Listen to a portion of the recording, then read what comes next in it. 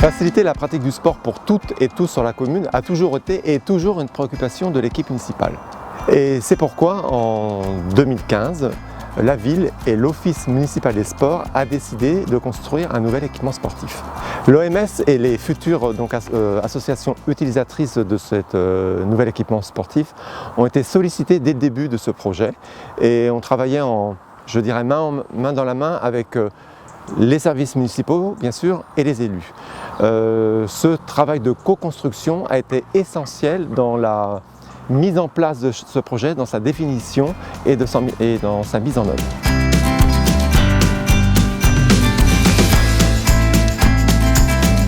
Avant de construire un équipement sportif, il faut réfléchir donc au programme de l'équipement. C'est un travail très intéressant qui nécessite d'associer les élus, les services et les utilisateurs. Nous avons aussi réutilisé l'expérience de la salle de la Neustrie pour construire donc cette salle de sport qui se veut relativement sobre, tout à la fois pour économiser les surfaces construites, donc économiser au coût de construction et aussi donc tout ce qui concerne l'entretien, chauffage et entretien ménager. Le coût de l'opération s'élève aujourd'hui à 2 200 000 €, donc tout compris, construction, honoraires, matériel et mobilier.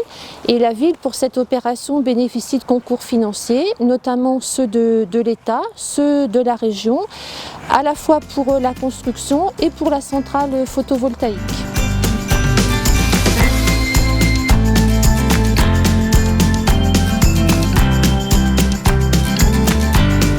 À l'OMS, à l'Office municipal des sports, on s'est aperçu au fil des réunions depuis des années qu'il y avait un manque de créneaux pour pas mal d'associations sportives.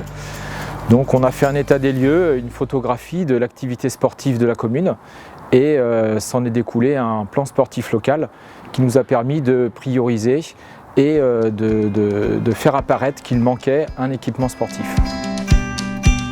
Pour la pratique volley, ça va nous permettre de mettre 3 terrains en travers pour les entraînements avec une pratique de jeu, je dirais, normale et une hauteur de plafond qui permet de pratiquer d'une manière tout à fait confortable.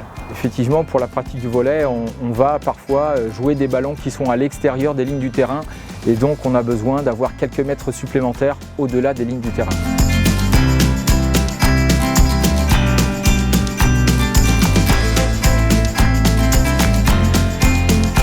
Nous avons été invités par la mairie de Bouquenay à travailler avec les services de la mairie de Bouquenay et puis également l'architecte pour définir les éléments qui étaient nécessaires à l'utilisation de la salle, notamment l'orientation de la salle et puis la définition des éléments techniques nécessaires à la pratique du badminton, mais également les autres activités.